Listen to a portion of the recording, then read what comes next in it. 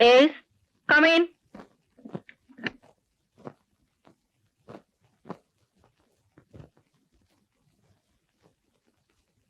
नमस्ते जी।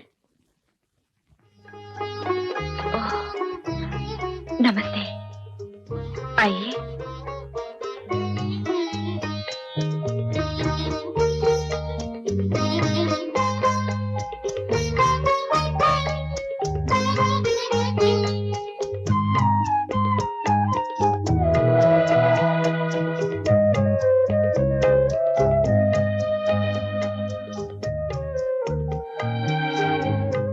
आप मेरे लिए एप्पल लेकर आए हैं, तो इसका मतलब है कोई एप्लीकेशन लेकर आए हैं, और ये हार भी मेरे लिए लाए हैं, तो साफ जाहिर है किसी घर से आए हैं।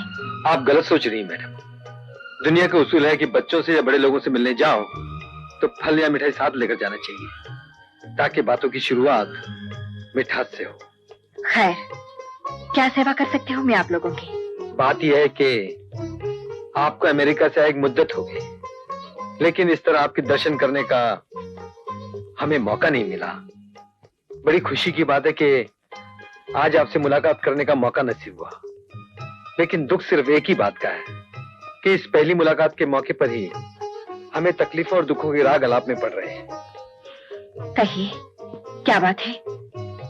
जी, हम कई बार आपके मैनेजर साहब के पास गए, हमारे पुराने बोनस की मांग करने, जो अब तक बाकी है, लेकिन उन्होंने इस सिलसिले में न कोई कदम उठाया, न कोई तसल्ली बख्श जवाब दिया। अब हम आपके पास ये निवेदन लेकर आए हैं कि आप हमारा बोनस दिलवा दीजिए। अच्छी बात है, मैं इस बारे में ऑडिटर से बात करके आपको खबर कर दूंगी। अगर आप हमारा ये काम जल्दी कर दें तो बड़ी मेहरबानी होगी, क्योंकि हमारे में से कुछ लोग ऐसे भी हैं जिनकी अभी अभी शादी हुई है और बड़ी तकलीफों से गुजर हो रही है।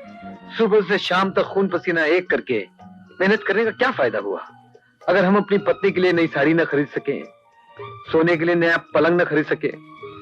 अगर मेरी पत्नी यही सवाल मुझसे करे तो मैं क्या जवाब दूंगा? इससे पहले कि वो मुझसे नाराज हो, मेरी बखियां उधेड़ दे, मेरी आपसे विनती है कि आप ये काम जरा जल्दी कर दीजिए, प्लीज।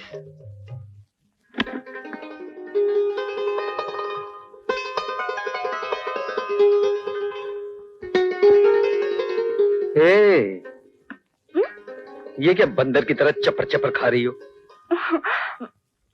राम को दिया हुआ ये फल हनुमान स्टार खाया करता था, और राम उसमें से आधा फल इस तरह छीन के खाया करता था। क्यों?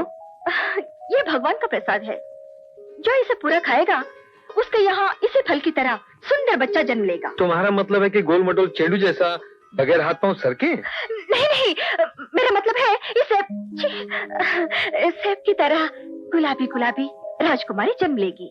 राजकुमारी? हाँ। No no no no no no राजकुमारी, नो बीमारी। एक यही राजकुमारी मुझे भारी पड़ रही है, दूसरी नहीं चाहिए। हमारे यहाँ तो हीरो होगा, हीरो, मेरे जैसा। Hero? No no no no hero no zero. ये एक ही हीरो मुझसे संभाला नहीं जा रहा, दूसरा क्या करूंगी? अपने यहाँ तो राजकुमारी पैदा होगी, मैं तो उसे पढ़ने के लिए अमेरिका भेजूंगी, बिजनेस एडमिनिस्ट्रेशन कोर्स करने के लिए। जी नहीं, माफ कीजिएगा, नो अमेरिका वेमेरिका, India India and only India, वो भी इसी शहर में पटवर्धन दास गोकुलदास हाई स्कूल में पढ़ेगा। झुंझुनवाला कॉलेज में डिग्री हासिल करके अपने बाप की तरह यूनियन लीडर बन जाएगा। लीडर बनेगा? जी हाँ। Union leader? जी हाँ। माजी, देखिए रमा जी, मैं कह रही हूँ कि हम अपनी बेटी को अमेरिका भेजेंगे, तो ये मना कर रहे हैं। बेटी को? बेटी नहीं माँ, बेटा। मैं अपने बेटे को पढ़ने के लिए अमेरिका कैसे भेज सकता हूँ? क्यों नहीं भेज सकता? अगर ये पढ़ाई के लिए उसे अमेरिका भेजनी चाहती है तो उसमें तेरे बाप को क्या जाता है? अरे तू अपने बेटे की भलाई नहीं चाहता? आप भी कैसी बात करते हैं पिताजी? मैं अपने बेटे को पढ़ने के लिए अमेरिका कैसे भेज सकता हूँ? कहीं वो अपनी माँ की तरह होकर आ गए तो क्या हुआ? मुझ में क्या बुराई है? पिताजी, आप चुपचाप क्यों खड़े हैं? आप बोलिए ना। भाई मैं किसकी तरफदारी करूं ये मेरी समझ में नहीं आ रहा। ऐसा करो, वो बच्चा मुझे दे दो, मैं उसे ऊटी ले जाता हूँ और कॉन्वेंट में भर्ती करा दूंगा, और फिर मैं भी उसी स्कूल में भर्ती हो जाऊंगा। ऊटी मत भेजना, मैं बहुत ठंड है, 20 आदमी मर गए, बारिश से बच्चा ठंडी में क्या पड़ेगा? अरे लेकिन मैं उसे अपनी तरह का पुलिस ऑफिसर बनाना चाहता हूँ। अरे ठहरो, बड़े आए पुलिस अफसर बनाने वाले, एक अफसर नहीं संभाला जा रहा, उस पर पोते को पुलिस अफसर बनाएंगे। हाँ हाँ जरूर बनाऊंगा, देखता हूँ मुझे कौन रोकता है। मैं भी देखती हूँ तुम कैसे बनाते हो। अरे मैं उसे बनाऊंगा। उसे हाथ लगा के तो देखना। हाथ लगाऊंगा। तुमने उसे हाथ लगाया तो बहुत बुरा होगा, कह देती हूँ। अरे हाँ। मुझे किसी ने रोका तो मुझसे बुरा कोई नहीं होगा। अरे रुको भाई, बच्चा कहाँ है, उसे बुला लो, उसकी क्या इच्छा है पूछ लेते हैं उससे, वो क्या बनना चाहता है, बात खत्म। ठीक है बच्चे को बुलाते हैं, बुलाओ उसे। बच्चे को। बच्चा बच्चा बच्चा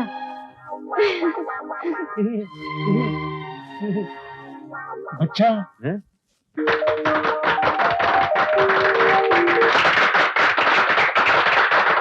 हमें उम्मीद है कि सीता देवी के छत्र छाया में हमारा ये चैम्बर दिन दूनी रात चौगनी तरक्की करेगा। आओ बेटी आओ, कॉन्ग्रेचुलेशन कॉन्ग्रेचुलेशन, तुम चैम्बर ऑफ कॉमर्स की प्रेसिडेंट बन गई हो। जीती रहो बेटी, I am really proud of you. Thank you पिताजी। और मेरे सम्मान में वो लोग एक पार्टी दे रहे हैं, वहाँ आपको जरूर आना होगा। हाँ मैं तो आऊंगा ही, क्योंकि वहाँ का बंदोबस्त तो मैं ही करूंगा। नहीं नहीं, बंदोबस्त के लिए नहीं, पार्टी में हिस्सा लेने के लिए। हाँ, और हाँ, आप अकेले नहीं, माँ जी को भी साथ लेके आइए। माँ जी, लेकिन मेरी माँ को स्वर्गवास हुए तो। अच्छा तुम जानता की बात कर रही हो। हाँ उसे तो जरूर लाऊंगा। तुम कौन होते हो मुझे ले जाने वाले? मैं खुद जाऊंगी। क्यों? हाँ तो जाओ, अभी चली जाओ। तुमने मेरे माता पिता को तो दावत दे दी, मुझे दावत नहीं दोगी? तुम्हें क्या दावत की जरूरत है? अरे भाई, उस पार्टी में सिर्फ बड़ी हस्ती वालों को बुलाया गया है, और हमारी हस्ती उन लोगों की नजर में बहुत सस्ती है। सस्ती हस्ती वालों को बड़ी हस्ती वाले शायद ना बुलाना चाहें। उन बड़ी हस्ती वालों की प्रेसिडेंट मैं हूँ, और इस प्रेसिडेंट की हस्ती तुम हो। इसीलिए फिजूल के बहस जबरदस्ती मत करो और चुपचाप चलो। Sita Devi, chamber of commerce ने ये पार्टी आपके सम्मान में दी थी, लेकिन आपने अपने इस मजदूर पति को यहाँ लाकर हम लोगों का अपमान किया है, जलील किया है। आपका बहुत बहुत शुक्रिया।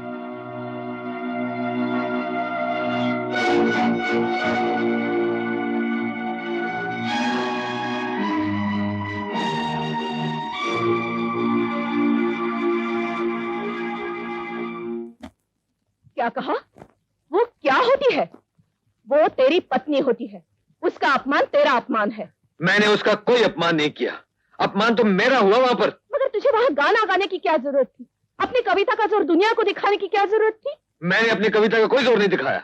उन लड़कियों ने गाना शुरू किया दौलत वालों को खुश करने के लिए, गरीबों और मजदूरों का मजाक उड़ाने के लिए। तो मैंने। ठीक है, उन्होंने गाना शुरू किया, तो क्या ये जरूरी था कि तू भी वहाँ जुगलबंदी शुरू कर देता? इतना भी ख्याल नहीं रखा कि तू वहाँ मेहमान है, तुझे चुप रहना चाहिए? और तुम क्या पुतले की तरह चुपचाप बैठे हो, कुछ बोलते क्यों नहीं? भाई मैं ऐसा कोई केस हाथ में नहीं लेता जिसकी कंप्लेंट डायरेक्ट मेरे पास न की गई। मजाक मत करो, इसने उस लड़की का दिल दुखाया है। वहाँ अपने घर गुस्से में जाके वो रो रही होगी। इसे कहो कि अभी इसी वक्त सीता को यहाँ ले आए। मैं नहीं जाऊंगा उसको लाने। अगर उसको आना होगा तो खुद आ जाएगी, मैं हरगिज नहीं जाऊंगा। हाँ ठीक है, मैं ही जाती हूँ। अरे ठहरो ठहरो ठहरो राम, अरे ना तुम्हें जाने की जरूरत है ना राम को, घर में टेलीफोन जो मौजूद है। राम चलो सीता को टेलीफोन करो। मैं क्यों फोन करूं? मैंने आते ही उसको खबर भिजवाई थी, आना तो एक तरफ, उसने जवाब तक नहीं दिया। अब अगर उसको गरज होगी तो खुद फोन करेगी। तूने बुलाया और वो नहीं आई, इसका मतलब है तेरा फर्ज पूरा हो गया। हाँ पूरा हो गया। क्या पूरा हो गया? हाँ माँ, हाँ पूरा हो अरे गया। जब तो कह रहा है पूरा हो गया तो पूरा हो गया। तुम चुप रहो जी। आज तुम चुप रहो जी। और सुनो, अब तुम्हारा ये बोलना और जिगजिग करना पूरा हो गया, अब मेरा शुरू होता है। चलो अंदर चलो, मैं तुम्हें बताता हूँ कि क्या करना है। फोन क्यों नहीं कर बच्चों रहे के साथ तुम भी बच्ची हो गई हो। चलो चलो ना। बेहुदा कहीं का, कहता है पूरा हो गया। अरे तू ये पूरा पूरी छोड़ और जाके दरवाजा बंद कर दे। मैं नहीं करूंगी, तुम सो जाओ आराम से, मैं जाती हूँ अरे चलाने। अकल की दुश्मन, कभी तो अकल से काम ले। उसे लेने ना तू जाएगी और ना मैं जाऊंगा। फिर कौन जाएगा? कोई भी नहीं। मतलब? अरे शांति शांति, तेरा नाम शांता है, थोड़ी देर के लिए तो शांत हो जा। चुप चुप।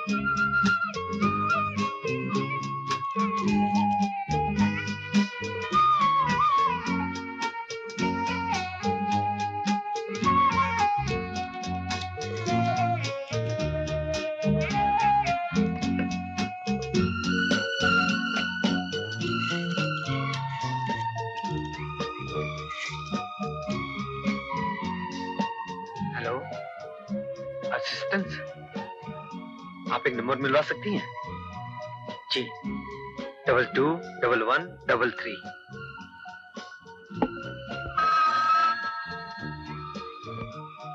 हेलो, मैं बोल रही हूँ। अब तक घर में किसी ने खाना नहीं खाया। मैंने भी नहीं खाया। मैं लेने आ रहा हूँ। नहीं, मैं आती हूँ। तो फिर जल्दी आओ ना।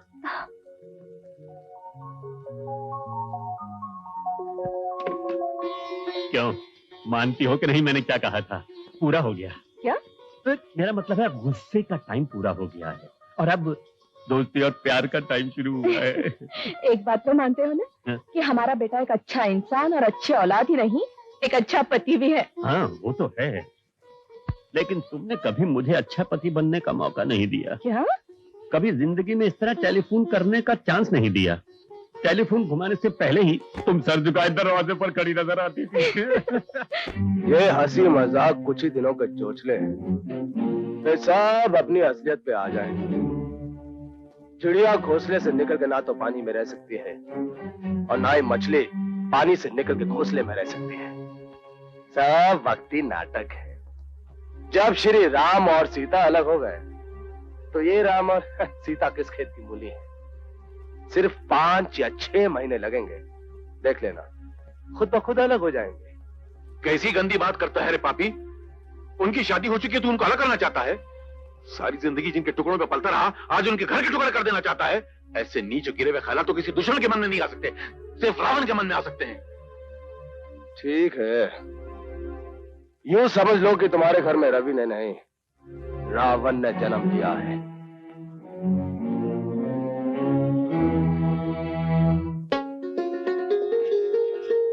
ये लो, बैंगन लायो, बैंगन। फटाफट बैंगन का भरता बना दो। आज भरता खाने को बड़ा दिल कर रहा है। ये तो सड़े हुए बैंगन है। हाँ? और देखो, लो। अब क्या करता? बैंगन चुनकर लाने लगा तो भाजी वाली बोली, ए बबुआ, चुनकर लाइयो तो 5 रुपए किलो पड़े। अब 5 रुपए तो अपने बस की बात है नहीं, मजबूरन ये उठा लाया।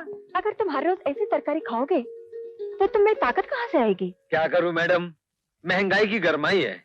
आज सुबह बैंगन लेकर गया तो कहने लगी, बैंगन में बहुत गर्मी होती है, रोज रोज खाऊंगी तो तबीयत खराब हो जाएगी। ऊपर से आधे बैंगनों में कीड़े लगे हुए थे। तुम्हारी पत्नी कोई आसमान से उतरी है क्या? कीड़े लगे हुए बैंगन साफ करके नहीं खा सकती? नहीं नहीं मैडम, वो बेचारी तो खा लेती है, लेकिन वो भी तो आखिर इंसान है।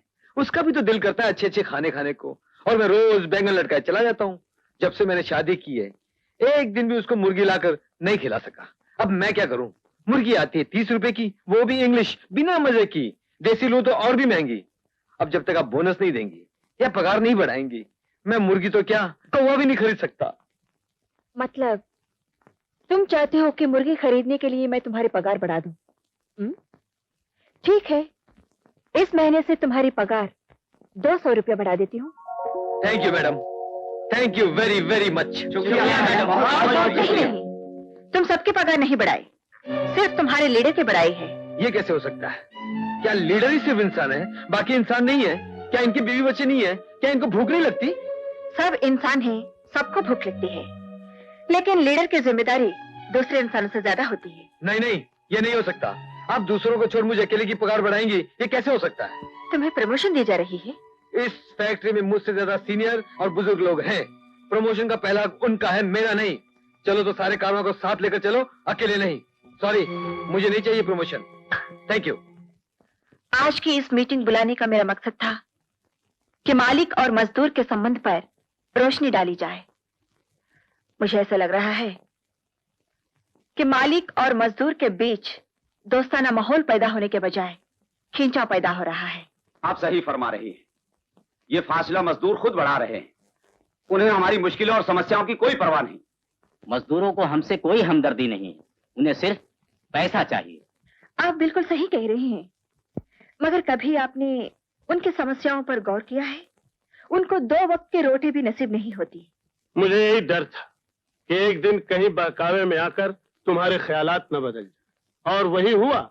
और उसका कारण है तुम्हारे पति। कहीं भूल कर भी तुमने मजदूरों को बोनस दे दिया तो मजबूरन हम सब लोगों को बोनस देना पड़ेगा, जो हम सब लोगों के लिए नुकसान की बात हो।